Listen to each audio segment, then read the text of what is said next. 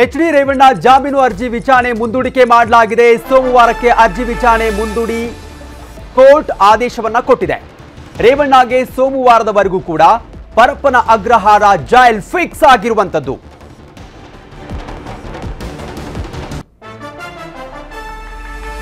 ತನಿಖಾಧಿಕಾರಿ ವರದಿಯ ಸಲ್ಲಿಸಿದ್ದಕ್ಕೆ ಕೋರ್ಟ್ ಪ್ರಶ್ನೆಯನ್ನ ಮಾಡಿದೆ.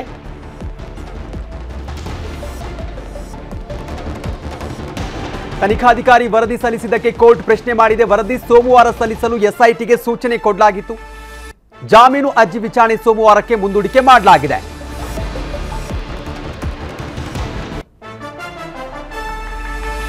ಕೋರ್ಟ್ ಆದೇಶವನ್ನ ಕೊಟ್ಟಿದೆ. ರೇವಣ್ಣಗೆ ಸೋಮವಾರದವರೆಗೂ ಕೂಡ ಪರಪ್ಪನ ಅಗ್ರಹಾರ ಜೈಲ್ ಫಿಕ್ಸ್ ಆಗಿರುವಂತದ್ದು.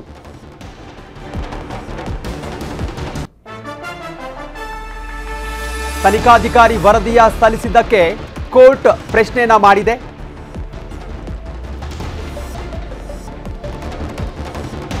ತನಿಖಾಧಿಕಾರಿ ವರದಿ ಸಲ್ಲಿಸಿದ್ದಕ್ಕೆ ಕೋರ್ಟ್ ಪ್ರಶ್ನೆ ಮಾಡಿದೆ. ವರದಿ ಸೋಮವಾರ ಸಲ್ಲಿಸಲು ಎಸ್ಐಟಿಗೆ ಸೂಚನೆ ಕೊಡಲಾಗಿತ್ತು.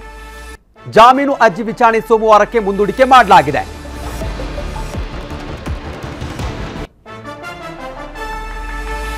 ಕನ್ನಡಿಗರ ನೆಚ್ಚಿನ ನ್ಯೂಸ್ 18 ಕನ್ನಡ ಈಗ ವಾಟ್ಸ್ಆಪ್ನಲ್ಲೂ ಲಭ್ಯ. ಕರ್ನಾಟಕ, ದೇಶ ವಿದೇಶಗಳ 360 ಡಿಗ್ರಿ ಸುದ್ದಿಯ ವಿವರಗಳನ್ನ ನಿಮ್ಮ ಕೈ ಬೆರಳುಗಳಲ್ಲೇ ಪಡಿಲಿಕ್ಕೆ ಈ QR ಕೋಡ್ ಅನ್ನ ಸ್ಕ್ಯಾನ್ ಮಾಡಿ ನಮ್ಮ ಚಾನಲ್ ಫಾಲೋ ಮಾಡಿ, ನೋಟಿಫಿಕೇಶನ್ ಆನ್ ಮಾಡಿ.